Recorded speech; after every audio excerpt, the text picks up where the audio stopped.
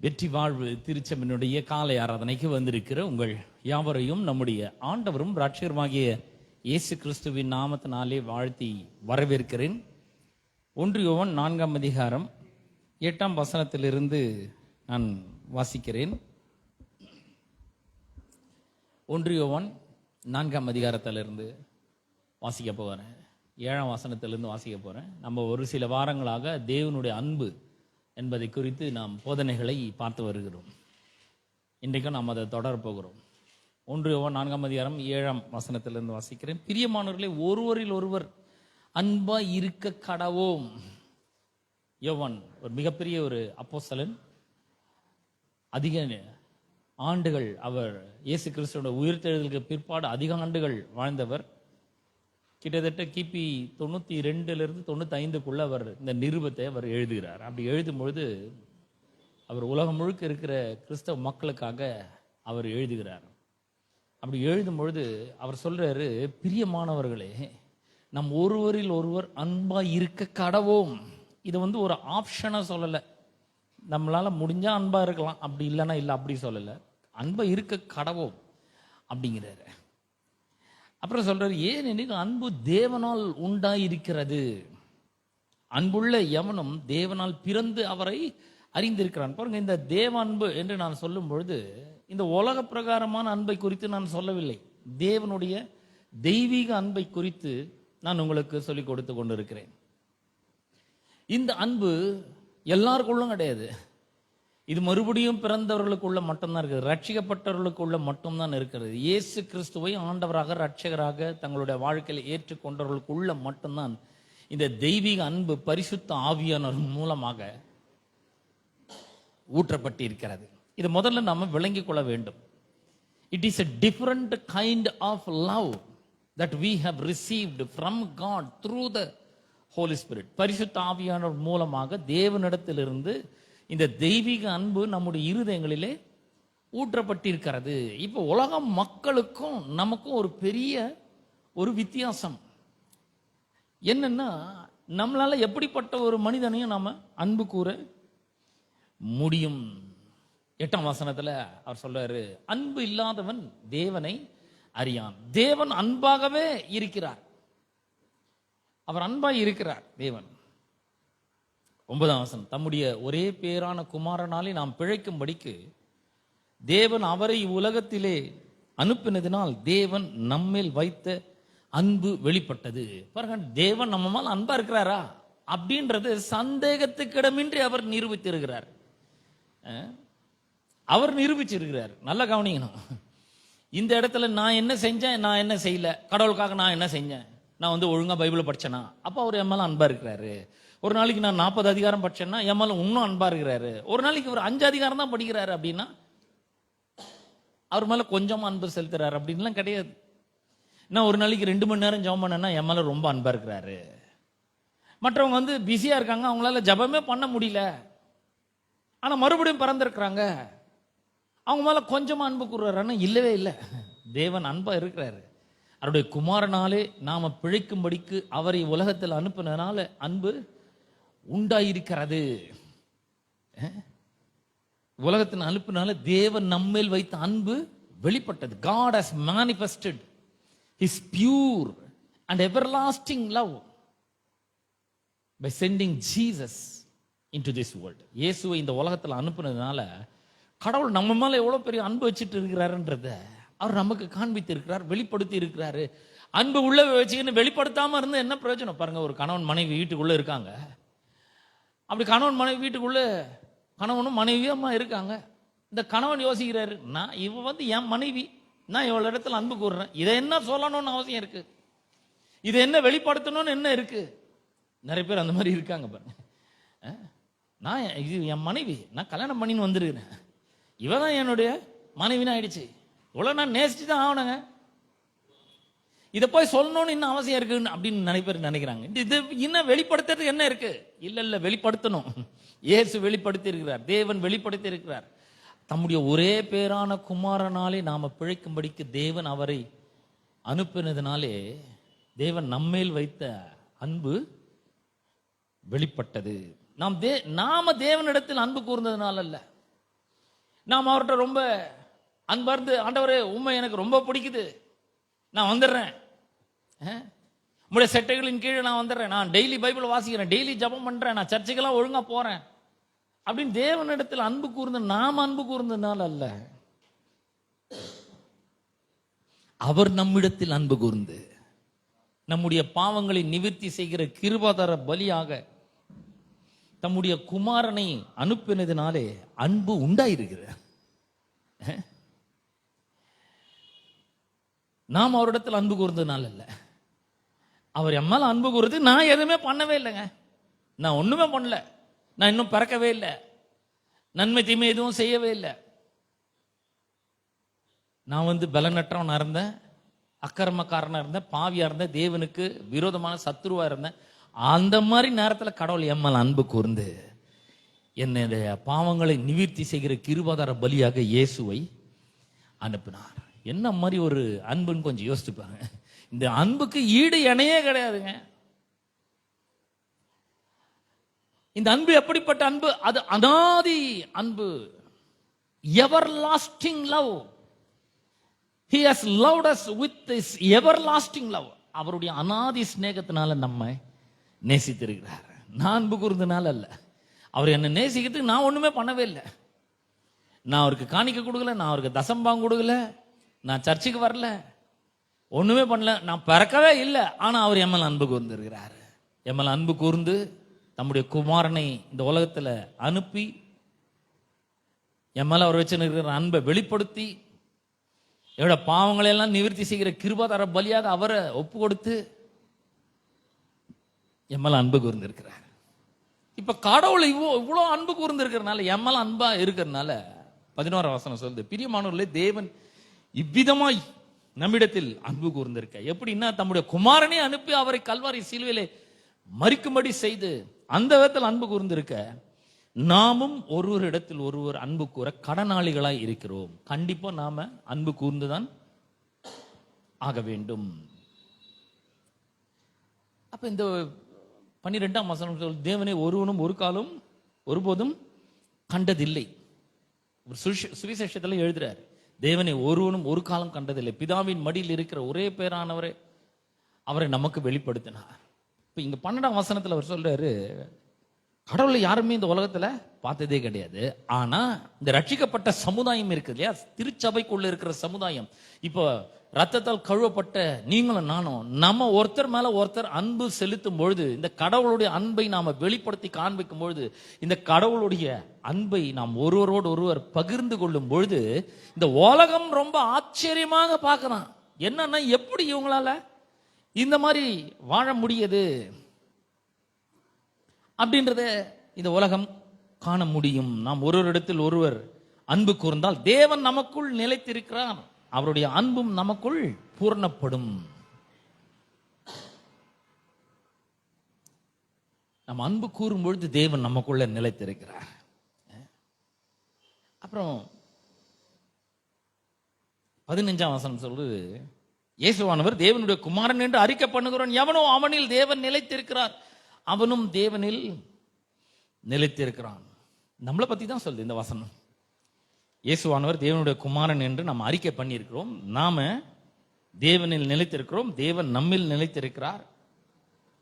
16ஆம் வசனம் சொல்லுது, தேவன் நம்மேல் வைத்திருக்கிற அன்பை நாம் அறிந்து விசுவாசித்திருக்கிறோம். 2 காரியம், நம்ம அறிந்து இருக்கிறோம், விசுவாசித்து இருக்கிறோம்.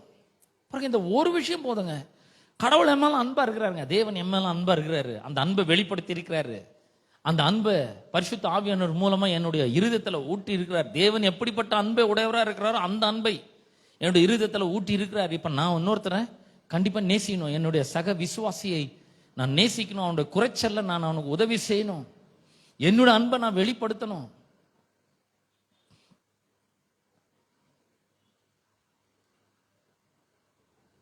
இந்த ஒண்ணு நல்லா புரிஞ்சுக்கணும் பாருங்க, இது அறிந்து விசுவாசிக்க வேண்டும். அவர் எம்மால அன்பா இருக்கிறாருன்றத அறிந்து கொள்றதோட மட்டும் இல்லாம, கஷ்டமான சூழ்நிலைகள் வரும்பொழுது இப்பவும் தேவன் எம்மால அன்பா இருக்கிறாரு அப்படின்றத நம்ம விசுவாசிக்கிறவர்களாக இருக்க வேண்டும். He loves me so much, no matter what.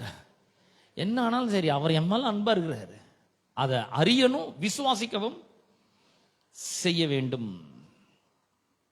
அறிந்த விசுவாசத்தை இருக்கிறோம். 17 வசனம் சொல்றது, நியாய தீர்ப்பு நாளிலே நமக்கு தைரியம் உண்டாயிருக்கத்தக்கதாக அன்பு நம்மிடத்தில் பூரணப்படுகிறது. the fullness of love. அன்பு நம்மில பூரணப்பட வேண்டும், அதிகமாகணும், grow ஆகணும். ஏன்? நியாய தீர்ப்பு நாளில் நமக்கு தைரியம் உண்டாயிருக்கத்தக்கதாக. இந்த அன்பு நமக்குள்ள இருக்கும் பொழுது நியாய தீர்ப்பை பற்றினதான ஒரு பயமே நமக்கு இருக்காது. ஏன்?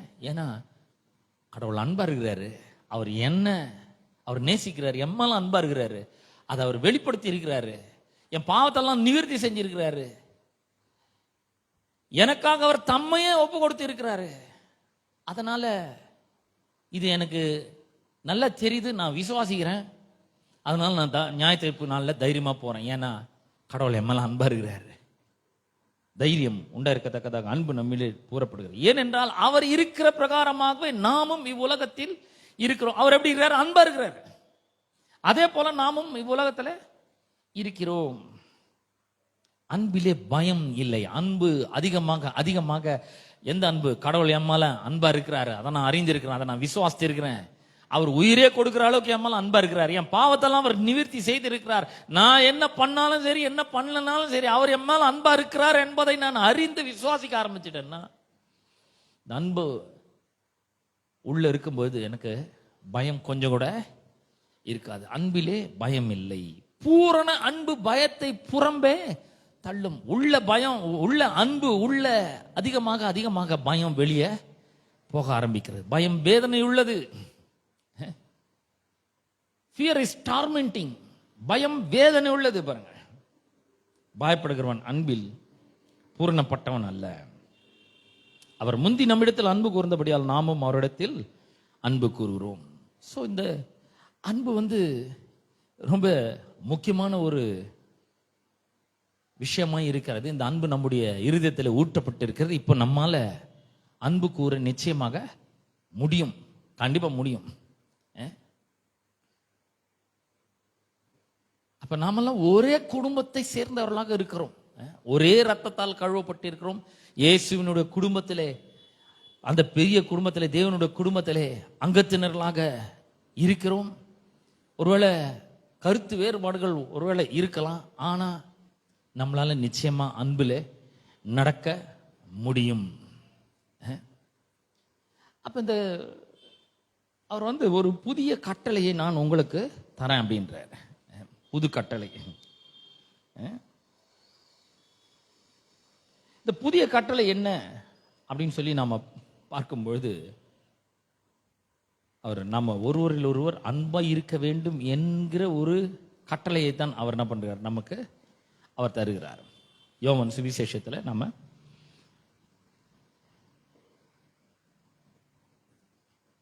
15ஆம் அதிகாரம் 9ஆம் வசனத்திலிருந்து வாசிக்கிறேன். பிதா என்னில் அன்பாய் இருக்கிற போல நானும் உங்களில் அன்பாய் இருக்கிறேன், என்னுடைய அன்பிலே நிலைத்திருங்கள்.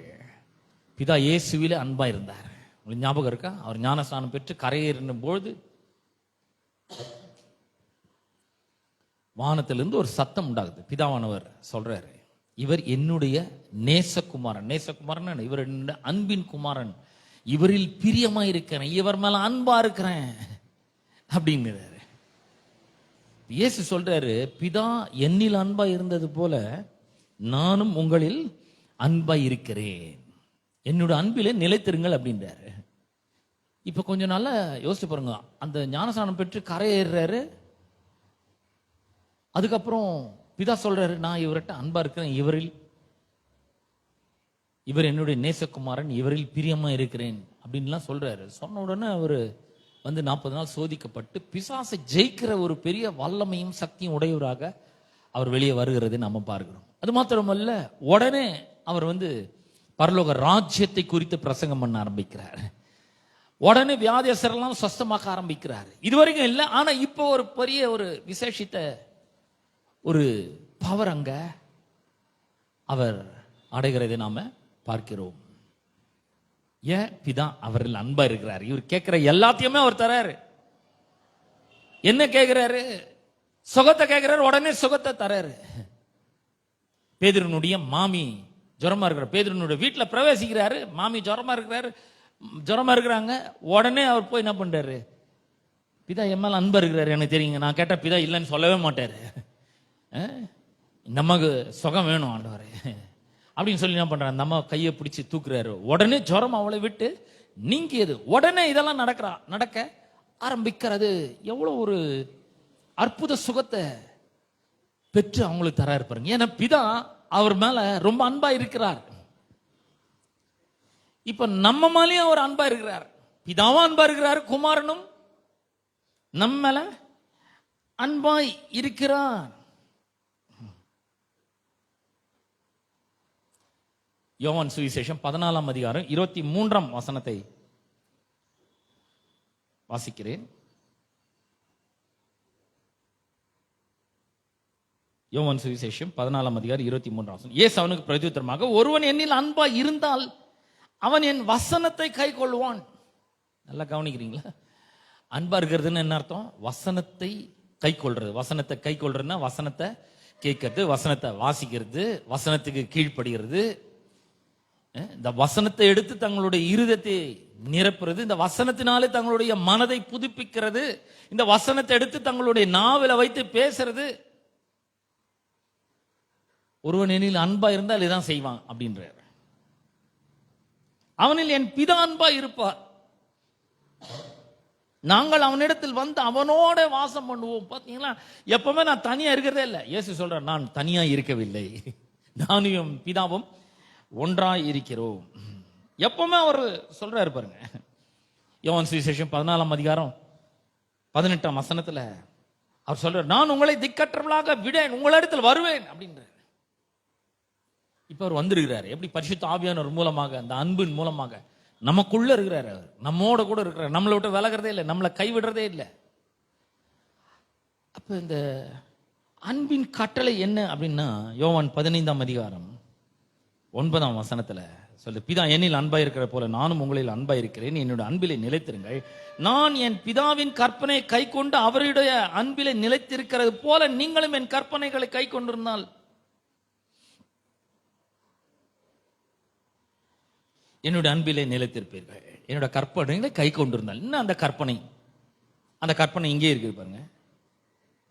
12ஆம் வசனத்துல அவர் சொல்றாரு, 12ஆம் வசனத்துல, நான் உங்களில் அன்பா இருக்கிறது போல நீங்களும் ஒருவரில் ஒருவர் அன்பா இருக்க வேண்டும் என்பதே என்னுடைய கற்பனையா இருக்கிறது. What is that commandment? Love one another. இதுதாங்க நம்முடைய முதன்மையான சாட்சியா இருக்க வேண்டும். நான் மறுபடியும் பிறந்திருக்கிறேன் அப்படின்னு சொன்னா, நான் சக விசுவாசிகள் இடத்துல நான் அன்பாய் இருக்க வேண்டும். இது மூலமாக இந்த உலகம் என்ன பண்ணுமா? நீங்கள் என்னுடைய சீஷர்கள் என்று இந்த உலகம் அறிந்து கொள்ளும் என்று அவர் சொல்லுகிறதை நாம் பார்க்கிறோம்.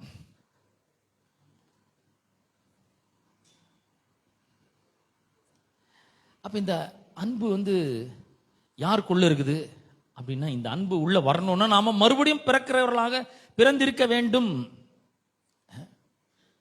இந்த அன்பு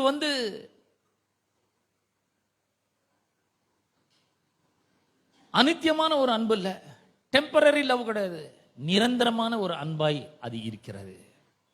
இட்டர்னல் லவ். அன்பு டெம்பரரி அன்பு கிடையாது. இயேசு சொல்றாரு, தேவன் சொல்றார், நான் உங்களை அனாதி சிநேகத்தால் நான் உங்களை சிநேகிக்கிறேன், என்னுடைய காருண்யத்தினாலே உங்களை இழுத்துக் கொள்கிறேன். அனாதி சிநேகம் என்ன? நாம பறக்கவே இல்லைங்க, அதுக்கு முன்னாடி அவர் நம்மிடத்தில் அன்பு கூறுகிறவராய் இருக்கிறார். பறக்கத்துக்கு முன்னாடியே அவர் நம்மிடத்திலே அன்பு கூறுகிறார். நாம எப்படி யோசிக்கிறோம்? நான் அன்பு கூறுறதுக்கு அவன்கிட்ட என்ன இருக்கு நாம கேட்கிறோம். இப்ப என் கணவன் இடத்துல அன்பு கூறணும்னா அவர்கிட்ட என்னங்க இருக்கு? என் அன்புக்கெல்லாம் அவர் தகுதியே கிடையாதுங்க. He is not qualified to receive my love. என்னுடைய அன்பை அவர் பெற்றுக்கொள்றதுக்கு அருகதையே கிடையாது. அவர் எந்த விதத்துல தகுதியே கிடையாது அப்படின்னு நாம யோசிக்கிறோம். மனைவியிடத்தில் அன்பு கூறுறதுக்கு அவன் எனக்கு என்னங்க செஞ்சா, என் மனைவி எனக்கு என்ன பண்ணா, நான் எதுக்கு அன்பு கூறணும் அவள்கிட்ட? என் அன்புக்கெல்லாம் அவ தகுதியே கிடையாது. அப்ப பாருங்க, கடவுள் நம்மிடத்துல எப்படி அன்பு கூறுறாருன்னா, நாம என்ன செஞ்சோம் என்ன செய்யலன்றதனுடைய அடிப்படையில் அவர் நம்மிடத்தில் அன்பு கூறவில்லை. God loves us not based on our performance. நாம் என்ன செஞ்சோம் என்ன செய்யலன்றதனுடைய அடிப்படையில் அவர் நம்மிடத்தில் அன்பு கூறவில்லை. அப்ப நாம மறுபடியும் பிறந்திருக்கிறோம். பிதாவினுடைய அன்பு நம்முடைய இருதயத்தில் ஊற்றப்பட்டிருக்கிறது. அவர் நம்மை அனாதி சிநேகத்தால் நம்ம நேசிச்சு இருக்கிறார் அப்படின்னு சொன்னா, அவங்க எனக்கு என்ன பண்ணாங்க, என் அன்புக்கு அவர்கள் தகுதியே இல்லை அப்படின்லாம் நம்ம யோசிக்கவே கூடாது.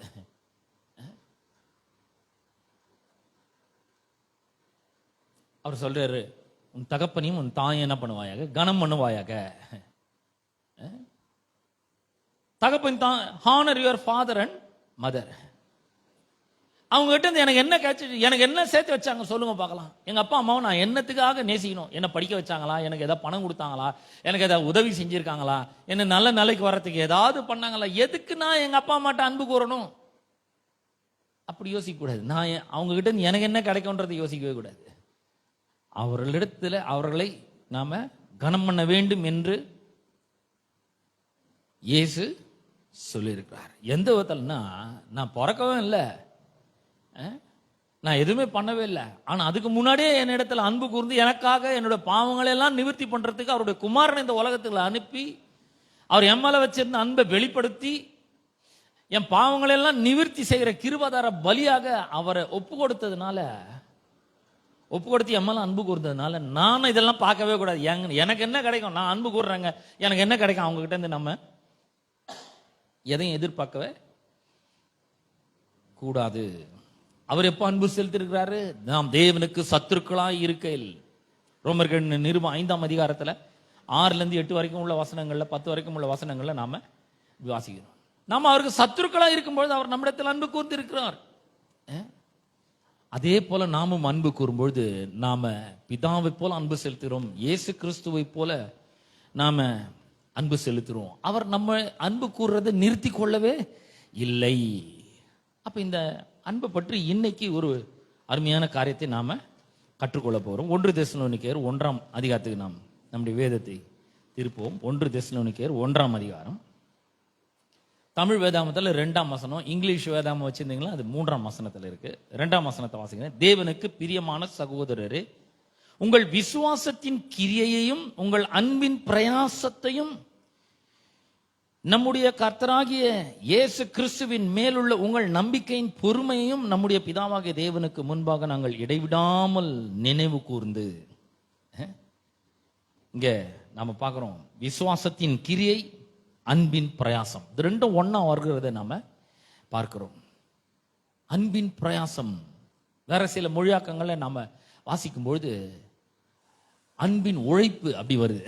இந்த பிரயாசத்துக்கு உழைப்பு அப்படின்னு சொல்லி வருகிறது. இந்த அன்பு அதிகரிக்க அதிகரிக்க விசுவாசமும் அதிகரிக்கிறதை நாம இங்க பார்க்க முடிகிறது. தேவனுக்கு பிரியமான சகோதரரே, உங்கள் விசுவாசத்தின் கிரியையும் உங்கள் அன்பின் பிரயாசத்தையும் நம்முடைய கர்த்தராகிய இயேசு கிறிஸ்துவின் மேலுள்ள உங்கள் நம்பிக்கையின் பொறுமையையும்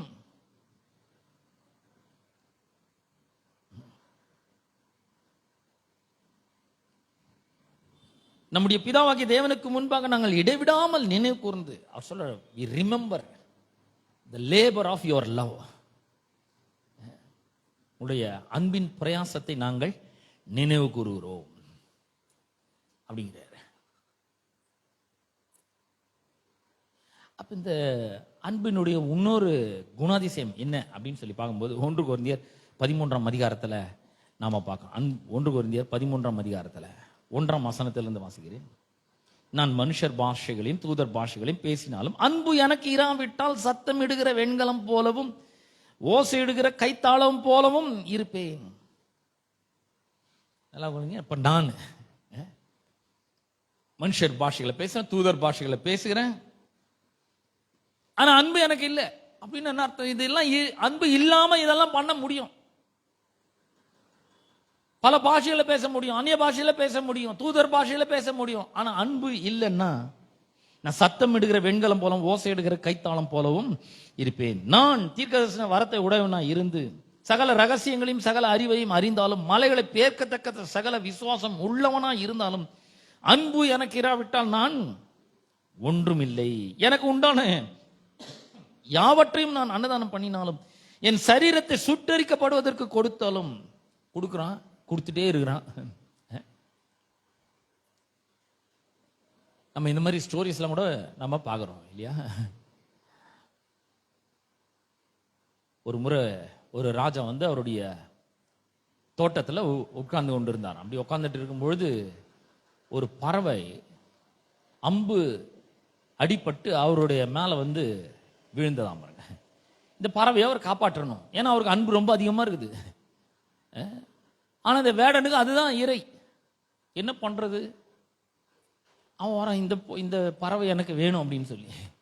அவர் என்ன பண்ணுறாருன்னா அவருடைய சதையை அறுத்து கொடுக்கறதுக்கும் அவர் தயாராக இருக்கிறார் அப்படின்னு ஒரு கதை வருது. ஸோ அன்பு வந்து கொடுத்து கொடுத்து கொடுத்து கொடுத்து கடைசியில் ஒண்ணுமே இல்லை கொடுக்கறதுக்கு. இப்ப சரீரம் தான் இருக்குது, இந்த சரீரத்தையும் சுட்டரிக்கிறதுக்கு ஒப்பு கொடுக்குறாங்க. இவ்வளவும் பண்ணி அன்பு இல்லைன்னா ஒண்ணுமே இல்லை அப்படின்றாரு. அப்படிதான் சொல்றாரு. அன்பு எனக்கு இராவிட்டால் எனக்கு எனக்கு பிரயோஜனம் ஒண்ணும் இல்லை. அப்ப இந்த அன்பை குறித்து இன்னொரு முக்கியமான ஒரு விஷயம் என்னன்னா, இந்த அன்பு தனக்கு எதுவும் வேணும்னு யோசிக்கவே யோசிக்காது. Love seeks not is own. என்னென்னலாம் பாருங்க. அன்பு நீடிய சாந்தமும் தயவும் உள்ளது, அன்புக்கு பொறாமை இல்லை. அப்ப இந்த அன்பு வந்து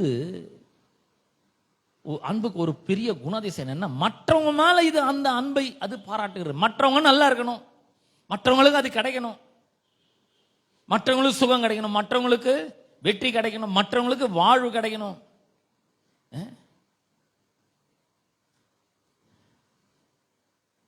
இது குறித்து ரொம்ப ஜாக்கிரதை உள்ளவர்களாக நாம இருக்க வேண்டும். இந்த அன்பு பார்த்தீங்கன்னா, அன்பு தன்னை புகழாது, அது இருமாப்பா இராது. அன்பு அயோக்கியமானதை செய்யாது, தற்பொழிவை நாடாது, சினம் அடையாது, தீங்க நினையாது. பாருங்க, அன்பு அப்படின்னு சொல்லும் பொழுது எல்லாம் இந்த அன்பை வச்சு இந்த கடவுளுடைய அன்பு நமக்குள்ள இருக்கு அப்படின்னு சொன்னா, மற்றவர்கள் மேல் அதை நம்ம என்ன பண்ண வேண்டும்? காண்பிக்கிறவர்களாக இருக்க வேண்டும். அப்ப நம்முடைய இருதயம் இந்த தெய்வீக அன்பினால நிரம்பும் பொழுது, இந்த தெய்வீக அன்பினாலே நம்முடைய இருதயம் நிரம்பும் பொழுது என்ன நடக்கும்னா, உலகமே ரொம்ப அற்புதமான ஒரு இடமாக மாறிவிடும். உலகத்தை விடுங்க, சபை ரொம்ப அருமையான ஒரு இடமாக மாறிவிடும். ரோமர் நிருபம் 13ஆம் அதிகாரம் 10ஆம் வசனத்தை உங்களுக்கு நான் வாசிக்க போறேன். ரோமர் 13:10. அன்பானது பிறனுக்கு பொல்லாங்கு செய்யாது. பாத்தீங்களா? அன்செல்பிஷ் லவ்ங்க இது. இந்த தெய்வீக அன்பு உள்ள இருக்கும் பொழுது அன்பு பிறனுக்கு பொல்லாங்கு செய்யாது. ஆதலால் அன்பு நியாய பிரமாணத்தின் நிறைவேறுதலா இருக்கிறது. நம்ம பாருங்க, நிறைய கட்டளைகள்லாம் எடுத்து வச்சுக்கின்னு இதை பண்ணணும், அதை பண்ணணும், இதை நிறைவேற்றணும், அதை நிறைவேற்றணும். இல்லை, ஒன்றும் கிடையாது. அன்புனால நம்முடைய இருதயம் நிரம்பினா போதும். கடவுளுடைய அன்புனால நம்முடைய இருதயத்தை நிரப்பி இந்த அன்பை மற்றவர்களுக்கு நாம பகிர்ந்து அளிக்கும் பொழுது, இந்த அன்புனால மற்றவர்களை நேசிக்கும் பொழுது, அதுவே நியாய பிரமாணத்தினுடைய நிறைவேறுதல் இருக்குது. அன்பு உள்ள இன்க்ரீஸ் ஆக அன்பு பெருக பெருக பெருக மற்றவனுக்கு பொல்லாங்க செய்யவே செய்யாது. எவ்வளவு அழகா சொல்லியிருக்கிறாரு பாருங்க. அன்பு பிறனுக்கு பொல்லாங்கு செய்யாது. இப்ப நம்ம இருதயத்தை கடவுளுக்கு முன்னாடி நம்ம திறந்து காட்ட வேண்டும். 139ஆம் சங்கீதத்துல தாவீது இப்படி ஜெபம் பண்றாரு. எப்படி ஜெபம் பண்றாரு பாருங்க. 139ஆம் சங்கீதத்துக்கு திருப்போம். இப்ப நம்ம ஹார்ட்டை செக் பண்ணி பார்க்கணும். யார் செக் பண்றது அப்படின்றது தான் இங்க ரொம்ப முக்கியமானது. நம்மளே செக் பண்ணாக்கா நம்ம 1-2 விட்டுருவோம். நம்ம மேல பர்தா போட்டோ இல்ல நமக்கு இது சாதகமா இருக்கணும் அப்படின்னு சொல்லிட்டோ நம்ம விட்டுருவோம். ஆனா தாவீது சொல்றார் 139ஆம் சங்கீதம் 23ஆம் வசனத்துல அவர் சொல்றாரு, தேவனே என்னை ஆராய்ந்து என் இருதயத்தை அறிந்து கொள்ளும். இப்ப இந்த இருதயத்துல நான் மறுபடியும் பிறந்திருக்கிறேன், ரட்சிக்கப்பட்டிருக்கிறேன். தேவனுடைய அன்பு பரிசுத்த ஆவியானவர் மூலமா இருதயத்துல ஊற்றப்பட்டுக்குது. நான் பிறக்கிறதுக்கு முன்னாடியே கடவுள் என் மேல அன்பு கொண்டிருக்கிறாரு. என் பாவங்களெல்லாம் நிவர்த்தி செய்கிற கிருபாதார பலியா இயேசுவை ஒப்பு கொடுத்துட்டாரு, இந்த உலகத்துல அனுப்பிட்டாரு. அவர் மூலமா அதெல்லாம் சரி பண்ணிட்டாரு.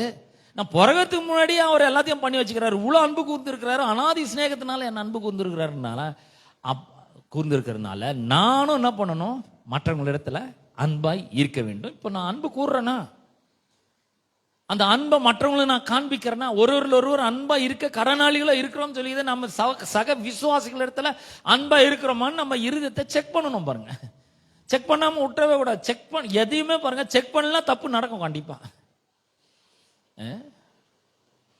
அதனால்தான் அரசாங்கத்துல உத்தியோகஸ்தர்களை எடுக்கிறாங்க, வேலைக்கு எடுக்கிறாங்க. அவங்க பல நேரங்களில் பணத்தை ஹேண்டில் பண்றாங்க. எல்லாம் ஹேண்டில் பண்ணி முடிச்ச பிறகு அவங்க என்ன பண்ணாங்க, ஆடிட்டர்னு ஒருத்தர் இருக்கிறார், தணிக்கை பண்றாரு. இவங்கெல்லாம் கரெக்டா பண்றாங்களா அப்படின்றத செக் பண்றாங்க. ஒரு தணிக்கையாளரை வச்சு செக் பண்றாங்க, இந்த பணம் கரெக்டா வந்திருக்கா, வந்துகிற பணத்தை கரெக்டா செலவு பண்ணியிருக்காங்களா, இல்ல வேற ஏதாவது தவறா செலவு பண்ணியிருக்காங்களா, செக் பண்றாங்க. ஏன்னா செக் பண்ணாதான் நல்லது. செக் பண்றது ரொம்ப ரொம்ப நல்லது. அவங்க நம்ம மேல கோமா இருக்கிறதுனால செக் பண்ணல, நம்மள நேசிக்கிறதுனால அவங்க செக் பண்றாங்க. அப்படிதான் நம்ம எடுத்துக்கொள்ள வேண்டும். பாருங்க, இப்ப நாம என்ன பண்ணோம், நம்ம இருதயத்தை செக் பண்ணோம். நான் ஒரு இடத்துல மற்றொரு இடத்துல நான் அன்பா இருக்கிறேன்னா, இந்த அன்பை நான் காண்பிக்கிறேன்னா, கடவுளுடைய அன்பு என் இருதயத்துல ஊற்றப்பட்டிருக்குது, இதை மற்றவங்க காண்பிக்கிறேன்னா செக் பண்ணணும். நானே செக் பண்ணக்கூடாது. இதை யார் செக் பண்ணணும்னா, த ஸ்பிரிட் ஆஃப் காட், அவர் செக் பண்ணணும் நம்முடைய இருதயத்தை. தாவீது கடவுளுக்கு முன்னாடி போய் நின்று, தேவனே என்னை ஆராய்ந்து என்னை அறிந்து கொள்ளும், என்னை சோதித்து என்னுடைய சிந்தனைகளை அறிந்து கொள்ளும், வேதனை உண்டாக்கும் வழி என்னிடத்தில் உண்டோ என்று பார்த்து, நீங்க பாருங்க ஆண்டவரே, இந்த வசனத்தினுடைய வெளிச்சத்தை என்னுடைய இருதயத்துல வீச செய்யுங்க. நான் யாராவது பிறனுக்கு பொல்லாங்கு செய்யணும்னு நினைச்சிருக்கேனா? செய்யாம இருக்கலாம், ஆனா செய்யணும்னு நினைச்சிருக்கலாம். இப்ப இங்க வரும்பொழுது, ஆண்டவருடைய பிரசன்னத்துல நாம் வரும்பொழுது, நம்முடைய இருதயத்தை ஓபன் பண்ணி, ஆண்டவரை நீங்க பாருங்க, நீங்க செக் பண்ணுங்க, இந்த தெய்வீக அன்பு என் இருதயத்துல இருக்கு, ஆனா நான் இதை மற்றவர்களுக்கு காண்பிக்கிறேனா அப்படின்றத நீங்க ஆராய்ந்து பாருங்க. தாவீது சொல்றான், நீங்க ஆராய்ந்து பாருங்க. அப்ப நம்ம ஒவ்வொரு நாளும் செக் பண்ணணும். மற்றவங்களுக்கு ஏதாவது பொல்லாங்கு செய்ய நம்ம நினைக்கிறோமா, இல்ல பொல்லாங்கு செய்யறோமா, இந்த அன்பை காண்பிக்கிறோமா, இந்த அன்பை பகிர்ந்து கொள்றோமா, அவங்களுக்கு தேவைகளை நம்மளால முடிஞ்ச அளவுக்காவது நம்ம சந்திக்கிறோமா, இது யோசிச்சு பார்க்கணும். பாருங்க, கண்டிப்பா. ஏன் இதை செய்ய சொல்றாருன்னா, ஏன்னா என்னுடைய சந்தோஷம் உங்களிலே நிலைத்திருக்கும், அந்த சந்தோஷம் நிறைவா இருக்கும்படிக்கு இதை எழுதுறேன் அப்படின்ற. ஏன் அன்பா இருக்கணும்? அந்த அன்பா இருக்கும்பொழுது ஒரு பெரிய ஒரு சந்தோஷம் உள்ளே வர ஆரம்பிக்கிறது. அப்ப இந்த அன்பை குறித்து எழுதும் பொழுது ஒரு காரியம் நம்ம வாசித்தோம் 13ஆம் அதிகாரத்துல, 1 கொரிந்தியர் 13ஆம் அதிகாரத்துல 4ஆம் வசனம் சொல்லுகிறது, அன்பு நீடிய சாந்தமும் தயவும் உள்ளது, அன்புக்கு பொறாமை இல்லை, அன்பு தன்னை புகழாது, இருமாப்பா இராது, அயோக்கியமானதை செய்யாது, தற்பொழிவை நாடாது, சீனம் அடையாது, தீங்கு நினைக்காது. இதைத்தான் இப்பயும் பார்த்தனர். அன்பு பிறனுக்கு பொல்லாங்கு செய்யாது. அதாவது இந்த தெய்வீக அன்பு உள்ள இருக்கும் பொழுது, நான் எனக்கு தான் ஃபர்ஸ்ட், எனக்கு தான் இது வேணும், இந்த ப்ரமோஷன் எனக்கு வந்திருக்கணும், இந்த ப்ரமோஷன் எனக்கு வேணும், ஆனா இது அவனுக்கு போயிடுச்சு அப்படின்னு என்ன பண்ணாது, பொறாமை படாது. பொறாமை, இந்த சினம் அடையிறது, இதெல்லாம் யாருடைய குணம் அப்படின்னு சொன்னா, 1 கொரிந்தியர் 3ஆம் அதிகாரத்துல அப்போஸ்தலனாகிய பவுல் சொல்றாரு. இந்த சின்ன குழந்தைங்களை பார்த்திருக்கீங்களா? இந்த சின்ன குழந்தைங்க எப்படி நடந்துக்கிறாங்கன்ற பாருங்க. நம்ம அன்புல நடக்கிறோமா இல்லையா அப்படின்றது எப்படி கண்டுபிடிக்கிறது? 1 கொரிந்தியர் 3ஆம் அதிகாரத்துல நாம ஒரு சில வசனங்களை வாசிக்க போறோம். 1ஆம் வசனத்திலிருந்து வாசிக்கிறேன். மேலும் சகோதரரே, நான் உங்களை ஆவிக்குரியவர்கள் என்று எண்ணி உங்களுடனே பேசக்கூடாமல் மாம்சத்துக்குரியவர்கள் என்றும் கிறிஸ்துக்குள் குழந்தைகள் என்றும் எண்ணி பேசுகிற இந்த கொரிந்து சபை மக்கள் யார் தெரியுங்களா? நீங்க 12ஆம் அதிகாரத்தெல்லாம் நீங்க போய் வாசித்து பார்த்தீங்கன்னா ஆவிக்குரிய வரங்களை பெற்ற ஒரு அற்புதமான சபை. 14ஆம் அதிகாரத்தை வாசித்து பார்த்தீங்கன்னா அந்நிய பாஷையில பேசுகிற தேவனோட ரகசியங்களை பேசுகிற ஒரு அற்புதமான ஒரு சபை. அந்த மாதிரி ஒரு சபை பாருங்க. அந்த மாதிரி ஒரு சபையை பார்த்து அப்போஸ்தலனாகிய பவுல் சொல்றாரு, ஏன்னா நான் உங்களை ஆவிக்குரியவர்கள் நினைச்சேன், ஆனா நீங்க மாம்சத்துக்குரியவர்களா இருக்கிறீங்க, கிறிஸ்துக்குள்ள குழந்தைங்கள மாதிரி இருக்கிறீங்களே. அப்படிதான் உங்களை நினைக்க வேண்டியதா போச்சு எனக்கு. நீங்கள் பலன் இல்லாதவர்களானதால் உங்களுக்கு போஜனம் கொடாமல் பாலை குடிக்க கொடுத்தேன். இன்னமும் நீங்கள் மாம்சத்துக்குள்ளா இருக்கிறபடியால் இப்பொழுதும் உங்களுக்கு பலன் இல்லை. குழந்தைகள் ஏன் சொல்றாரு, பலன் அற்றவர்கள் ஏன் சொல்றாருன்னு சொன்னா, இவங்க ஆவிக்குரியவர்களாக நடந்து கொள்ளவில்லை. இவங்க ரட்சிக்கப்பட்டிருக்கிறாங்க, ரத்தத்தால் கழுவப்பட்டிருக்கிறார்கள், தேவனுடைய பிள்ளைகளாக்கப்பட்டிருக்கிறார்கள், பரிசுத்த ஆவியானவர் மூலமாக இவர்களுடைய இருதயத்தில் தேவனுடைய அன்பு ஊற்றப்பட்டிருக்கிறது, இவருடைய பாவங்கள்லாம் நிவர்த்தி செய்யப்பட்டிருக்கிறது, இவங்களுக்கு இயேசுவின் நாமத்தை உபயோகப்படுத்தக்கூடிய அதிகாரம் வல்லமை கொடுக்கப்பட்டிருக்கிறது, எல்லாம் இருக்கு. ஆனா இன்னமும் இவங்க மாம்சத்துக்குரியவர்களா இருக்கிறாங்க, குழந்தைகளா இருக்காங்க கிறிஸ்துக்குள்ள. எப்படி தெரியுது?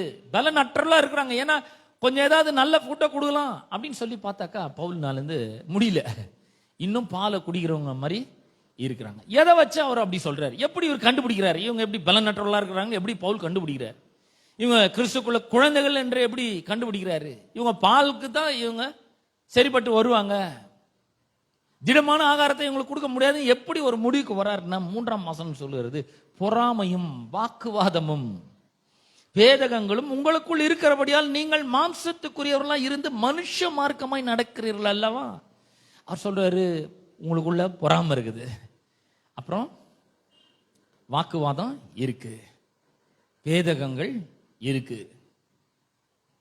மனுஷ மார்க்கமாய் நீங்கள் நடக்கிறீர்கள், மாம்சத்துக்குரியவர்கள் போல இருக்கிறீர்கள். ஆவிக்குரியவர்கள்னா என்ன பண்ணுவாங்க?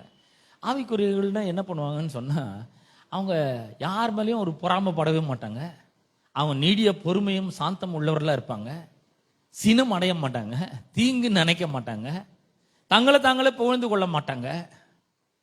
அப்படிப்பட்டவர்கள் தான் ஆவிக்குரியவர்கள். மனுஷிக பிரகாரமா நடந்து கொள்கிறவர்கள் எப்படின்னா, பொறாமை இருக்குது, அவங்களுக்கு வாக்குவாதம் இருக்குது, எல்லாத்துக்கும் போய் ஏதாவது ஒரு வாக்குவாதம். நீங்க வீட்டில் பார்த்தீங்கன்னா போதும் மூச்சு முட்டிடும். பார்த்தீங்கன்னா கணவன் மனைவி 2 பேருக்கு நடுவில் பார்த்தீங்கன்னா வாக்குவாதம் பெரிய ஒரு போற நடக்கும். வாக்குவாதத்தில் இந்த அம்மா தான் எவ்வளோ பெரிய ஒரு அறிவாளின்றதை காமிக்கிறதுக்கு பயங்கரமா பேசுவாங்க. அவர் எவ்வளோ பெரிய, நான் ஒரு ஆம்பளை அப்படின்றத காட்டுறதுக்கு அவர் என்ன பண்ணுவார்? அவர் வாக்குவாதம் முத்திட்டே இருக்கும் பாருங்க. ஒருத்தர் கூட கொஞ்சம் கூட இறங்கியே வரமாட்டாங்க. அன்பு சினமடையான்னு சொல்லியிருக்கு, அந்த அன்பு நம்முடைய இருதயத்தில் ஊட்டியிருக்கு, நீடிய பொறுமை இருக்குன்னு சொல்லியிருக்குது. இதெல்லாம் யோசிச்சு பார்க்கறதே கிடையாது பாருங்க. இந்த குழந்தைகள் பார்த்தீங்கன்னா அவங்களுக்கு எதை பத்தியுமே கவலையே கிடையாது. ராத்திரி 12 மணிக்கு ஓன்னு கத்த வேண்டியது. ஏன்? பசி. வெறும் பசி மட்டும் கிடையாது, ஏதாவது ஒரு பூச்சி கடிச்சிட்டு இருந்தா கூட ஓன்னு கத்த வேண்டியது. என்னன்னாலும் எனக்கு இப்பவே உடனே வேணும், பசி எடுக்குது, பால் இப்போ உடனே வேணும். எனக்கு நல்ல ஞாபகம் இருக்குங்க, பெரிய பொண்ணு பறந்துருக்குற அப்பதான் திடீர்னு நைட்டில் அவளுக்கு பசி எடுக்கும். பசி எடுக்கணும் ஊரையா கூட்டுவா பாருங்க, மொத்த பேரும் ஏஞ்சிடுவோம், வீட்டுக்குள்ள இருக்கிற எல்லாரும் ஏஞ்சிடுவோம். எங்க அப்பா அம்மா, எங்க பாட்டி, எங்க மதரின்லா, எங்க அண்ணன் ஒய்ஃபு, நான், என் ஒய்ஃபு, மொத்தம் 8-9 பேர் மொத்த பேரும் ஏஞ்சிடுவோம். அவ்வளோ கத்து. கத்தனோடனே விளங்கிடும் எங்களுக்கு இவ்வளவு பசிக்குதுன்ட்டு. போய் இந்த ஸ்டவ்ல போய் அந்த பாலை காய்ச்சி அதை ஆத்தி கொண்டு வரத்துக்குள்ள பார்த்தீங்கன்னா மொத்த பேரும் எழுந்துருவோம். குழந்தைங்கன்னா அப்படிதான். அது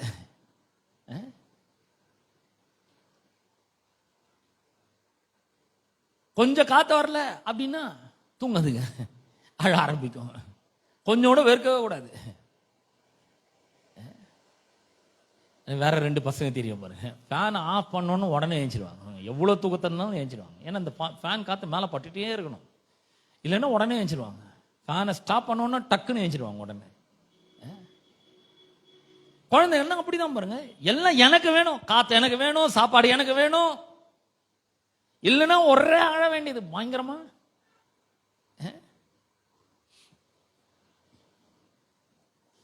அதே போல வந்து அநேக கிறிஸ்தவர்கள் இருக்காங்க. நான் என்ன நினைக்கிறேன், எனக்கு என்ன வேணும், நான் என்ன பார்க்கறனோ,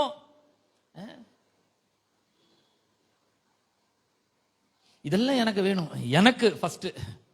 இப்படிப்பட்ட ஆட்கள் தான் பார்த்தீங்கன்னா பொறாமையும் வாக்குவாதமும் பேதகங்களும் உங்களுக்குள் இருக்கிறபடியால் நீங்கள் மாம்சத்துக்குள்ள இருந்து மனுஷ மார்க்கமாய் நடக்கிறீர்கள் அல்லவா. இவங்க என்ன பண்றாங்க, ஒருவன் நான் பவுலை சேர்ந்தவன் சொல்றான், இன்னொருவன் நான் அப்போலோவை சேர்ந்தவன், இன்னொருத்தன் வந்து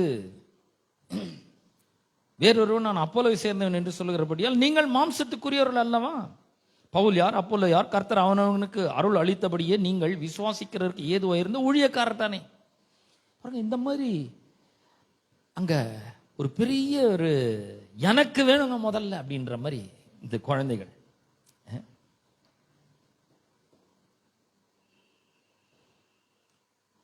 ஆகவேதான் அப்போஸ்தலனாகிய பவுல் அவர் சொல்றாரு, நான் குழந்தையா இருந்த பொழுது குழந்தைக்கேற்றவர்களே நான் என்ன பண்ணேன், பேசினேன்.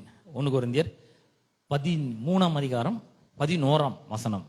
1 கொரிந்தியர் 13ஆம் அதிகாரம் 11ஆம் வசனம் வாசிக்கிறேன். நான் குழந்தையா இருந்த பொழுது குழந்தைய போல பேசினேன், குழந்தைய போல சிந்தித்தேன், குழந்தை போல யோசித்தேன். நான் புருஷனான பொழுதோ குழந்தை கேட்டவர்களை ஒழித்து விட்டேன். அப்படின்னு என்ன அர்த்தம்? இந்த பொறாமை, வாக்குவாதம், பேதகங்கள் இதெல்லாத்தையும் ஒழிச்சிட்டேன், மாம்சீக காரியங்கள் எல்லாத்தையும் ஒழிச்சிட்டேன். இந்த மாம்சம் பாருங்க ரொம்ப மோசமான ஒண்ணு. பாருங்க, கிறிஸ்தவர்கள் தான் ரட்சிக்கப்பட்டு இருக்கிறார்கள், பரிசுத்த ஆவியானவருடைய அபிஷேகத்தை பெற்றிருக்கிறார்கள், ஞானஸ்நானம் எடுத்து இருக்கிறார்கள், சபைக்கு ஒழுங்கா வர்றாங்க, சத்தியத்தை கேட்கிறார்கள். ஆனாலும் உள்ள மாம்சத்துக்குரியவர்களா இருந்தா ரொம்ப கஷ்டம். பாருங்க,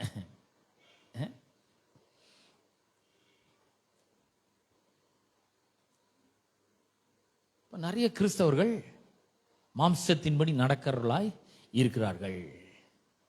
இப்ப மாம்சம் வந்து கேக்குது, இன்னும் 4 இட்லி சாப்பிட்டாச்சு, இப்ப சட்னி நல்லா இருக்குது. அது மட்டும் இல்லை, இப்போதான் வந்து பக்கத்து வீட்டுல இருந்து சிக்கன் குழம்பு வந்துருக்குது, அதனால இன்னும் 2 இட்லி எக்ஸ்ட்ரா வேணும், ஏன்னா இப்போ இந்த குழம்புல நான் சாப்பிட்டாகணும். அடம் பிடிக்கும் மாம்சம், இப்பவே வேணும், எனக்கு இப்பவே சாப்பிட்டு ஆகணும்.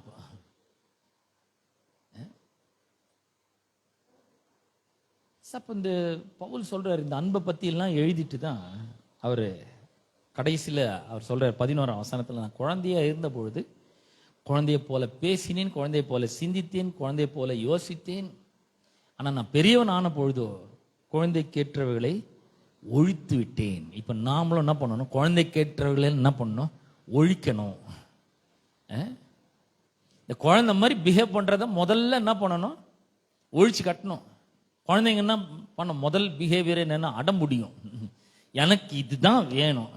இல்லம்மா ஐஸ்கிரீம் நீ சாப்பிடக்கூடாது, தொண்டை வலிக்கும், அது வேணாம்,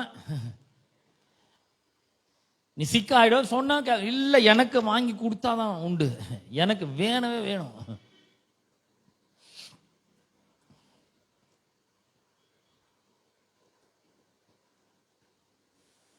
குழந்தைகள் பார்த்தீங்கன்னா பொறாமை குணம் ரொம்ப அதிகமாக இருக்கும், அதுங்களுடைய பிஹேவியரே அந்த மாதிரி தான் இருக்கும். நீங்க அக்காக்கு மட்டும் வாங்கி தரீங்க, எனக்கு எதுவும் செய்யறது இல்லை, உங்களுக்கு அவ்வளவுதான் பிடிக்கும், என்ன பிடிக்கவே பிடிக்காது. இது மாதிரி நிறைய பொறாமை.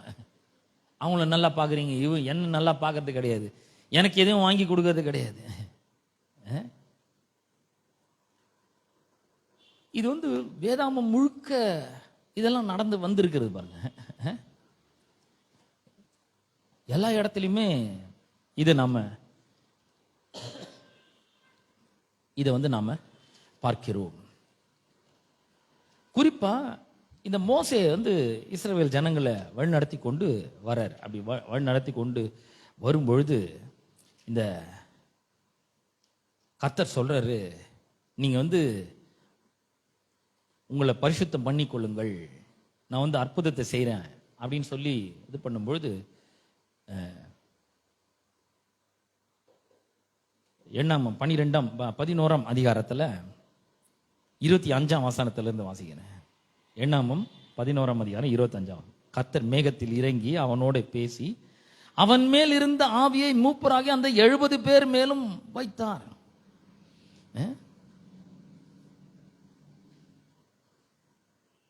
அந்த ஆவி அவர்கள் மேல் வந்து தங்கின மாத்திரத்தில் தீர்க்க தரிசனம் சொன்னார்கள். சொல்லி பின்பு ஓய்ந்தார்கள். அப்பொழுது 2 பேர் பாளையத்தில் இருந்து விட்டார்கள். ஒருவன் பேர் எல்தாத், மற்றவன் பேர் மேதாத். அவர்களும் பேர் வழியில் எழுதப்பட்டிருந்தும் கூடாரத்துக்கு போக புறப்படாது இருந்தார்கள். அவர்கள் மேலும் ஆவி வந்து தங்கினதினால் பாளையத்தில் தீர்க்கதரிசனம் சொன்னார். இப்போ 70 பேர் வந்தாங்க. அவங்க மேல ஆவியானவர் இறங்கினாரு. மோசே மேல இருந்து ஆவியை எடுத்து அவங்க மேல வச்சாரு. அவங்க தீர்க்கதரிசனம் சொன்னாங்க. பின்பு ஓய்ந்தார்கள். பேர் 2 பேர் வரல. எல்தாத் மேதாத் 2 பேர் வரல. அவங்க இங்கே இருந்துட்டாங்க, பாளையத்தில் இருந்துட்டாங்க. அவங்க உடன்படிக்கை கூடாரத்துக்கு முன்னாடி போனாங்க, ஆசிரியப்பு கூடாரத்துக்கு முன்னாடி போனாங்க. ஆனா இங்கே பாளையத்தில் இருந்துட்டாங்க, வீட்டில் இருந்துட்டாங்க. ஆனா அவங்க மேலேயும் பரிசுத்த ஆவியானவர் வந்து இறங்கினாரு. அவங்களும் தீர்க்கதரிசனம் சொல்றாங்க, வீட்டில இருந்தே சொல்றாங்க. 27ஆம் வசனம் பாருங்க. இப்போ ஒரு பிள்ளையாண்டான், is not matured, that much matured. ஒரு பிள்ளையாண்டான் ஓடி வந்து எல்தாதும் மேதாதும் பாளையத்தில் தீர்க்கதரிசனம் சொல்லுகிறார்கள் என்று மோசேக்கு அறிவித்தான். உடனே மோசேயின் இடத்தில் உள்ள வாலிபரில் ஒருவனும் அவனுடைய ஊழியக்காரனும் நூனின் குமாரனுமாகிய யோசுவா பிரதியுத்தரமாக, என் ஆண்டவனாகிய மோசே, அவர்களை தடை பண்ணும். அவங்க தான் வரலையே, அவங்க எப்படி தீர்க்கதரிசனம் சொல்லலாம்? அவங்க மேல எப்படி ஆவியானவர் இறங்கலாம்? அவங்கள தடை பண்ணுங்க. அதற்கு மோசே, நீ எனக்காக வைராக்கியம் பாராட்டு காண்பிக்கிறாயோ? கர்த்தருடைய ஜனங்கள் எல்லாரும் தீர்க்கதரிசனம் சொல்லத்தக்கதாக கர்த்தர் தம்முடைய ஆவி அவர்கள் மேல் இறங்க பண்ணினால் நலமா இருக்குமே என்றான். பாருங்க, மோசேக்கு உள்ள அந்த குழந்தைத்தனம் இல்லை, இவர் மெச்சூர் ஆயிட்டாரு. ஆனா நூனின் குமாரனாகிய யோசுவா, அவர் இன்னும் மெச்சூர் ஆகல, அவர் பிள்ளையாண்டான இருக்கிறாரு. அவர் வந்து சொல்றாரு, அவங்க வரலையே, இங்க தானே வரணும், இங்க வந்தா தானே ஆவி இறங்கணும், இங்க வந்தா தானே அவங்க தான் அப்படிப்பட்டவங்க தானே தீர்க்கதரிசனம் சொல்லணும். அவங்க எப்படி சொல்லலாம்?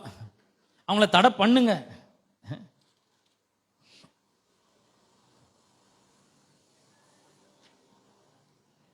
அவங்கள தடை பண்ணுங்க, அவங்க பேசணும். மோசே சொல்றேன், ஏன்பா எனக்காக நீ வைராக்கியம் காண்பிக்கிறியா? எல்லாரும் தீர்க்கதரிசனம் சொல்ற மாதிரி கடவுள் தம்முடைய ஆவி எடுத்து எல்லாரும் மேலே வச்சாவே நல்லா இருக்குமே. எல்லாரும் என்கிட்ட வரணும், அவங்கவுங்க தீர்க்கதரிசனம் சொல்லி அவங்கவுங்க வாழ்க்கையை நல்லா ஆக்கிக்கலாமே.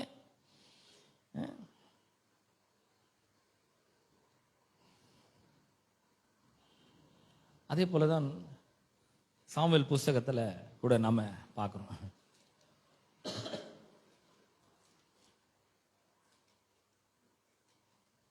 இவங்கெல்லாம் வராததுனால இவங்களுக்கு அந்த பங்கு என்ன பண்ணக்கூடாது, கொடுக்க கூடாது அப்படின்னு சொல்லி சிலர் சொல்லுகிறார்கள். 1 சாமுவேல் 30ஆம் அதிகாரம், 1 சாமுவேல் 30ஆம் அதிகாரம் 21ஆம் வசனத்திலிருந்து. விடாய்த்து போனதினாலே தாவீதுக்கு பின் செல்லாமல் பேசோர் ஆற்றண்டையிலே தங்கியிருந்து 200 பேரிடத்திற்கு தாவீது வருகிற பொழுது இவர்கள் தாவீதுக்கும் அவனோடு இருந்த ஜனத்துக்கும் எதிர்கொண்டு வந்தார்கள்.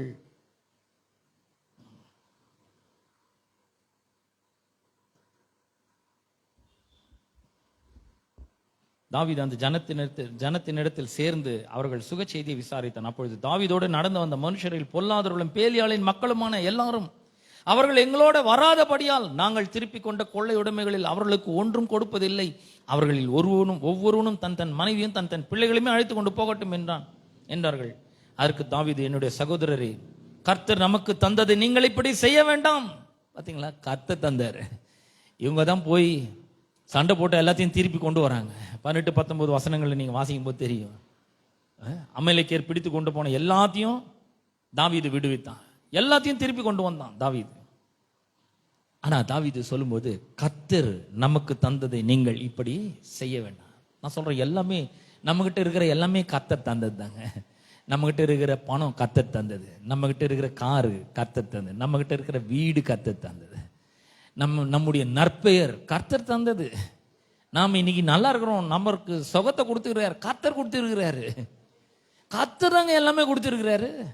நீங்க யோசிக்கிறீங்களா நீங்க சம்பாதிச்சதுன்னு? நீங்க போய் கஷ்டப்பட்டு வேர்வை செஞ்சு சம்பாதிச்சீங்கன்னு நீங்க நினைக்கிறீங்களா? மூச்சு எடுத்துருந்துன்னா இருக்கும், கொஞ்சம் யோசித்து பாருங்க. எல்லாமே கர்த்தர் கொடுத்தது, நம்ம கிட்ட இருக்கிற எல்லாம் அவர் மூலமா வந்தது. இவன் போய் சண்டை போட்டு திருப்பி கொண்டு வரான். ஆனா பாருங்க, அவன் சொல்றான், கர்த்தர் நமக்கு தந்ததை இப்படி செய்ய வேண்டாம். கர்த்தர் நம்மை காப்பாற்றி நமக்கு விரோதமாய் வந்திருந்த அந்த தண்டை நம்முடைய கையில் ஒப்பு கொடுத்தார். இந்த காரியத்தில் உங்கள் சொற்கேட்க யார் சம்மதிப்பான்? டேய், இந்த மாதிரி பொல்லாத யோசனை எல்லாம் சொல்றீங்களா, உன் பேச்ச கேட்பனா நான் அப்படின்றான். யுத்தத்திற்கு போனவர்களின் பங்கு எவ்வளவோ அவ்வளவு ரஸ்துக்கள் அண்டையில் இருந்தவர்களுக்கும் பங்கு வீதம் கிடைக்க வேண்டும், சரி பங்காக பங்கிடுவார்களாக என்றான். அப்படி அந்நாள் முதற்கொண்டு நடந்து வருகிறது. அது இஸ்ரவேலில் இந்நாள் வரைக்கும் இருக்கிற கட்டளையும் பிரமாணமாக ஏற்படுத்தினான். என்ன மாதிரி பாருங்க, சிலர்லாம் யுத்தத்துக்கே போல, ரஸ்துக்கு லண்டில இருந்துட்டாங்க. ஆனா தாவீது சொல்றான், எல்லாருக்கும் சரிசமமா பங்கிடு. இதாங்க மெச்சூர் மேன். ஆதி அப்போஸ்தலர்களுடைய வாழ்க்கையை நம்ம பார்க்கும்பொழுது அவர்கள் அப்பொழுதுதான் ரட்சிக்கப்பட்டு இருக்கிறார்கள். அப்போஸ்தலர் 2ஆம் அதிகாரத்தில் பரிசுத்த ஆவியானவர் அவர்கள் மேல வந்து பொழிந்தருளுகிறார். பரிசுத்த ஆவியானவர் பொழிந்தருளின உடனே பெரிய ஒரு தேவனுடைய மகத்துவங்களை பேசுறாங்க. பேசின உடனே பேதுரு எழுந்து நின்று அவர் பிரமாதமா பிரசங்கம் பண்றார். பிரசங்கம் பண்ணி முடிக்கும்போது ஏராளமான பேர் ரட்சிக்கப்படுறாங்க. 41ஆம் வசனத்தை வாசிக்கும் பொழுது அவனுடைய வார்த்தையை சந்தோஷமா ஏற்றுக்கொண்டவர்கள் ஞானஸ்நானம் பெற்றார்கள். அன்றைய தினம் ஏறக்குறைய 3000 பேர் சேர்த்துக் கொள்ளப்பட்டார்கள். சபையில 3000 பேர் வந்துட்டாங்க. ஒரே பிரசங்கத்துல 3000 பேர் சேர்த்துக் கொள்ளப்பட்டார்கள்.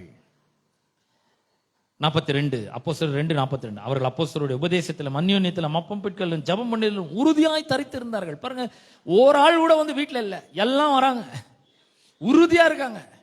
சண்டேவா சர்ச்சைக்கு போகணும், கண்டிப்பா ஃப்ரைடேவா பிரேயருக்கு போகணும், புதன்கிழமையா அன்னைக்கு ஒரு ஆராதனை நடக்குது, அன்னைக்கு போகணும். உறுதியா இருக்கிறாங்க. எதுல? அவர்கள் அப்போஸ்தலருடைய உபதேசத்தில் போய் இந்த பிரசங்கத்தை கேட்கணும். உபதேசத்திலும் அந்யோன்யத்திலும் இந்த ஃபெலோஷிப். இங்க வந்தா சக சகோதரர்களிடத்துல நாம அன்பை பகிர்ந்து கொள்ள முடியும். இங்க வந்தா மற்ற சகோதரர்களை நாம விசாரிக்க முடியும். இங்க வந்தா அந்த சகோதரர்களிடத்துல அன்பை பகிர்ந்து கொள்ள முடியும். அந்த ஃபெலோஷிப் கிடைக்கும். அப்பம் பிட்களிலும் ஜெபம் பண்ணுதலிலும் உறுதியாய் தரித்திருந்தார்கள். எல்லாருக்கும் பயம் உண்டாச்சு. அப்போஸ்தலரால் அநேக அற்புதங்களும் அடையாளங்களும் செய்யப்பட்டு பாருங்க.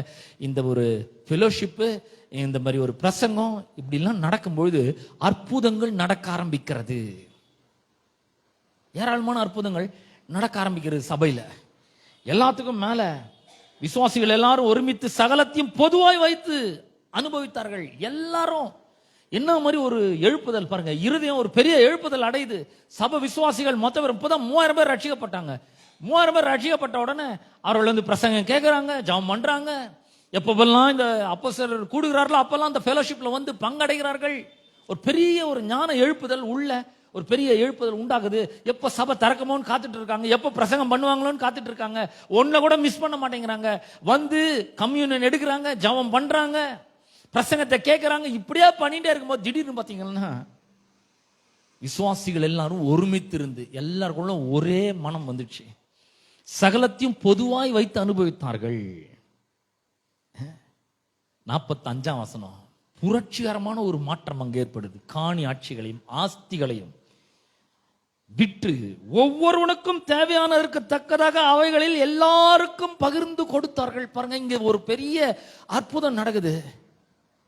நம்ம நினைக்கிறோம் கண்ணு திறக்கணும், முடவன் நடக்கணும், ஊமை பேசணும், செவிடம் கேட்கணும், இதெல்லாம் பெரிய அற்புதம் நினைக்கிறோம். ஆனா அது எல்லாத்தோட ரொம்ப பெரிய ஒரு அற்புதம் நடக்குது இங்க. இவ்வளோ நாள் செல்ஃபிஷா இருந்தவங்க, என்னுடைய சொத்து, என்னுடைய ஆட்சி, என்னுடைய ஆஸ்தி, இது என்னுடைய நிலம், என்னுடைய வீடு அப்படின்னு நினைச்சிருந்தவங்க இன்னைக்கு என்ன பண்ணாங்க? எல்லாத்தையும் விற்கிறாங்க. காணி ஆட்சியை விற்கிறாங்க, ஆஸ்தியை விற்கிறாங்க, அப்புறம் எல்லாத்தையும் கொண்டு வந்து பொதுவாக வைக்கிறாங்க, எல்லாருக்கும் பகிர்ந்து கொடுக்கிறார்கள். கொஞ்சம் யோசிச்சு பாருங்க. கடவுள் இதுக்காக தாங்க சபையை வச்சிருக்கிறாரு. கடவுளுடைய அன்பு உள்ளத்திலே பெருக பெருக பெருக விசுவாசம் ஊற்றெடுக்க ஆரம்பிக்கும். எதுவும் எனக்குன்னு வச்சுக்கவே முடியாது. இல்ல இது வந்து மற்றவங்களுக்கு பிரயோஜனம் இருக்குமா, உடனே அதை நம்ம கொடுக்க ஆயத்தமா இருப்போம். இப்படிப்பட்ட ஒரு புரட்சிகரமான மாற்றம் எப்படி ஏற்படுதுன்னா அந்த அன்புனால தான் ஏற்படுது. ஏன்னா பரிசுத்த ஆவியானவர் ஊற்றப்படுறாரு, அது மூலமா அவர் மூலமா தேவனுடைய அன்பு ஊற்றப்படுகிறது. அதுக்கப்புறம் யாருக்குமே அந்த சுயநலமே இல்லை. பாவத்தினுடைய முதல் விளைவு சுயநலம் தான் உள்ள வந்துடுச்சு. நான் இல்லைங்க, நீங்க கொடுத்தீங்க பாருங்க ஒரு பொண்ணு, அவதாங்க இவளால தாங்க என் குடும்பமே கெட்டு போச்சு அப்படிதான் நம்ம சொல்றோம். நிறைய நேரங்கள் நம்முடைய மனைவி அப்படி சொல்றோம், நிறைய நேரத்தில் நம்முடைய பிள்ளைகள் அப்படி திட்டுறோம். இந்த ஆளால தான் என் வாழ்க்கையை கெட்டு போச்சு, இந்த அம்மாவால தான் என்னோட வாழ்க்கையை கெட்டு போச்சு, இல்லைன்னா நான் வேற எப்படியோ இருந்திருப்பேன் அப்படிலாம் நம்ம சொல்லிடுறோம். ஆனா இங்க பாத்தீங்கன்னா பரிசுத்த ஆவியானவர் ஊற்றப்படுறாரு, வசனம் பிரசங்கப்படுகிறது, ரட்சிப்பு உண்டாகிறது, ஞானஸ்நானம் எடுக்கிறார்கள், சத்தியத்தை வந்து கேட்கிறாங்க, ஜபத்துல உறுதியா தரித்திருக்கிறாங்க, கம்யூனியன் எடுக்கிறாங்க. உடனே பெரிய புரட்சிகரமான மாற்றம். காணியாட்சிகள் ஆஸ்திகள் எல்லாம் விற்கிறாங்க.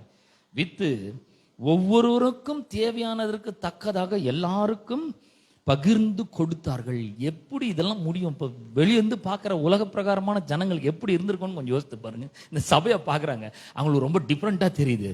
என்னடா அது நம்ம பேர்ல இருக்குது, நம்ம ஆஸ்தி, இது நம்மளுடைய சொத்து, நம்மளுடைய நகை, நம்ம வீடு, நம்ம காரு, எல்லாம் என்னது அப்படின்னு நம்ம சொல்லுகிறோம். ஆனா இவன் பார்த்தீங்கன்னா எதையும் அவனுக்கு வேணான்றான்.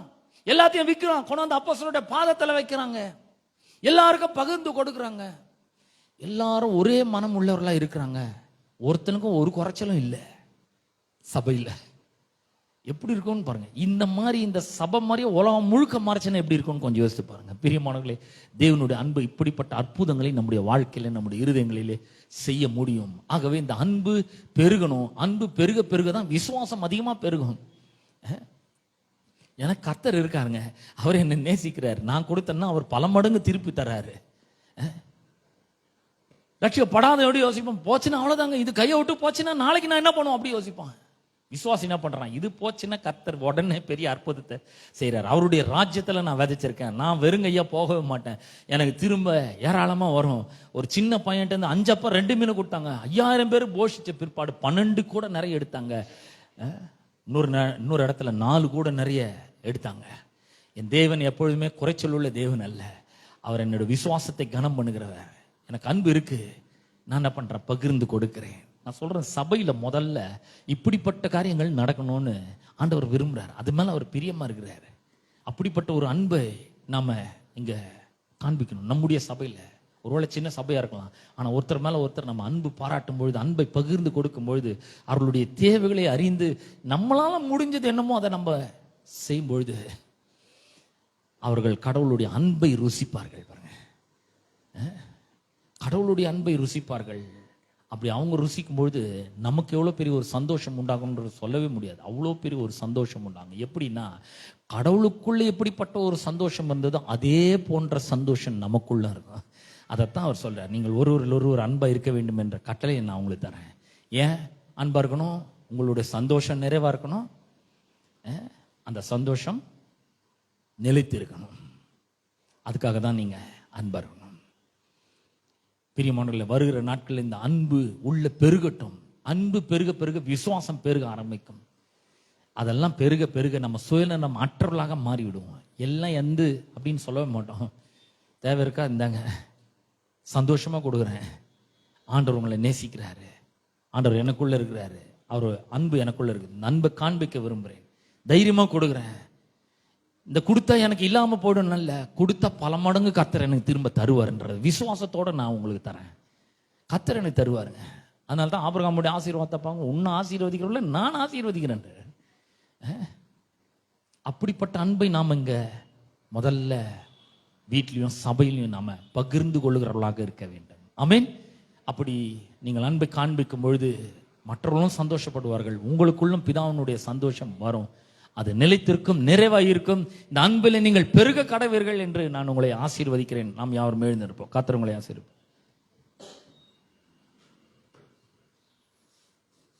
எல்லாரும் கண்களை மூடி கர்த்தர் கொடுத்த இந்த நல்ல வார்த்தைக்காக அவருக்கு நன்றி செலுத்துவோம். ஹல்லேலூயா. கர்த்தாவே உம்மை ஸ்தோத்திரிக்கிறோம். இயேசுவின் நாமத்திலே உம்மண்டை நாங்கள் வருகிறோம் ஆண்டவர்.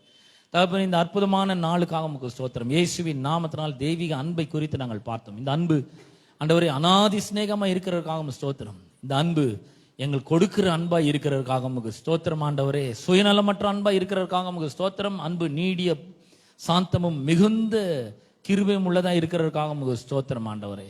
அன்பு தன்னை புகழாது, இருமாப்பா இராது, சினம் அடையாது, தன்னை புகழாது, சினம் அடையாது, தீங்கு நினையாது, அநியாயத்திலே சந்தோஷப்படாமல் சத்தியத்திலே சந்தோஷப்படும். அன்பு சகலத்தையும் தாங்கும், சகலத்தையும் நம்பும், சகலத்தையும் விசுவாசிக்கும். அன்பு ஒரு காலம் ஒழியாது என்று நீர் சொல்லியிருக்கிறீர் ஆண்டவர். இப்பேற்பட்ட அன்பினாலே எங்களுடைய இருதயங்களை நீர் நிரப்பி இருக்கிறதற்காக சோத்து. ஆதி அப்போஸ்தலர் காலத்திலே இந்த அன்பினாலே மக்கள் இருதயம் நிரப்பப்பட்ட பொழுது அவர்கள் எப்பேற்பட்ட ஒரு ஞான எழுப்புதல் அடைந்து எப்படி கொடுக்கிறவர்களாக அவர்கள் மாறினார்கள் ஆண்டவர். அதுபோல ஆண்டவரே, எங்களுடைய ஜனங்களுடைய இருதயத்தில் இந்த அன்பு வெளிப்பட்டு இருக்கிறதற்காக ஸ்தோத்திரம். Let them manifest the love of God Father. ஆண்டவர், அவர்களுக்குள்ள ஊற்றப்பட்டு இருக்கிற இந்த அன்பை அவர்கள் வெளிப்படுத்தி காண்பதிலும் தங்களுடைய சபையிலும் இந்த அன்பை வெளிப்படுத்தி வாழ இடத்துல இந்த தெய்வீக அன்பை காண்பிக்க நீர் உதவி செய்வீராக. ஆதி அப்போஸ்தலர்கள் எப்படி அப்போஸ்தலருடைய உபதேசத்திலும் அவர்களுடைய ஜபம் பண்ணுதலிலும் அப்பம் பிட்களிலும் அந்யோன்யத்திலும் ஜபம் பண்ணுதலிலும் உறுதியாய் தரித்திருந்து எப்படி எல்லாருக்கும் பகிர்ந்து கொடுத்தார்களோ அதுபோல் ஆண்டவரை நாங்கள் அன்பையும் எங்களுடைய அன்பின் பிரயாசத்தையும் அவர்களிடத்துல காண்பிக்க நீர் உதவி செய்வீராக. இந்த அன்பில் நாங்கள் பிரயாசப்பட உதவி செய்வீராக. விசுவாசத்தின் கிரியை நாங்கள் காண்பிக்க உதவி செய்வீராக. சும்மா நாங்கள் நாவினாலும் வசனத்தினால அல்ல, உண்மையினால நாங்கள் அன்பு கூற எங்களுக்கு உதவி செய்யும்படியாக ஜெபிக்கிறேன் ஆண்டவரே. இந்த அன்பின் கிரியைகளை நாங்கள் செய்ய உதவி செய்வீராக. விசுவாச கிரியை காண்பிக்க உதவி செய்வீராக. அன்பின் பிரயாசத்தை நாங்கள் காண்பிக்க உதவி செய்யும்படியாக ஜெபிக்கிறேன். எல்லாம் மகிமை உமக்கு வருகிறதற்காக உமக்கு ஸ்தோத்திரம். எங்கள் ஜனங்களை ஆசீர்வதிப்பீராக. அந்த வியாதியா வந்திருக்கிற ஒவ்வொருவருக்காக ஜெபிக்கிறேன். இயேசுவின் நாமத்தினால் சுகமும் பலனும் ஆரோக்கியமும் ஜீவனும் நல்வாழ்வும் வெற்றியும் ஜெயமும் ஆசீர்வாதமும் உண்டாகட்டும் என்று ஜெபிக்கிறேன். தேவையோடு வந்திருக்கிற ஒவ்வொருவருக்காக ஜெபிக்கிறேன். இயேசுவின் நாமத்தினாலே தேவைகளாம் சந்திக்கப்படட்டும் என்று ஜெபிக்கிறேன். தொடர்ந்து மக்களை ஆசீர்வதியும். துதி கன மகிமை எல்லாவற்றும் ஒருவருக்கே நாங்கள் செலுத்துகிறோம். இயேசுவின் நாமத்தில் ஜெபிக்கிறோம் பிதாவே, ஆமென். நம்முடைய கர்த்தராகிய இயேசு கிறிஸ்துவின் கிருபையும் பிதாவாகிய தேவனுடைய அன்பும் பரிசுத்த ஆவியானுடைய ஐக்கியமும் பாதுகாவலும் வழிநடத்தலும் இன்னும் என்றும் சதா காலங்களிலும் நம் அனைவரோடும் என்றும் இருப்பதாக. ஆமென், ஆமென். கர்த்தர் உங்களை ஆசீர்வதிப்பார். சமாதானத்தோடு சென்று வாருங்கள். பின்பாக உங்களுக்கு ஸ்நாக்ஸ்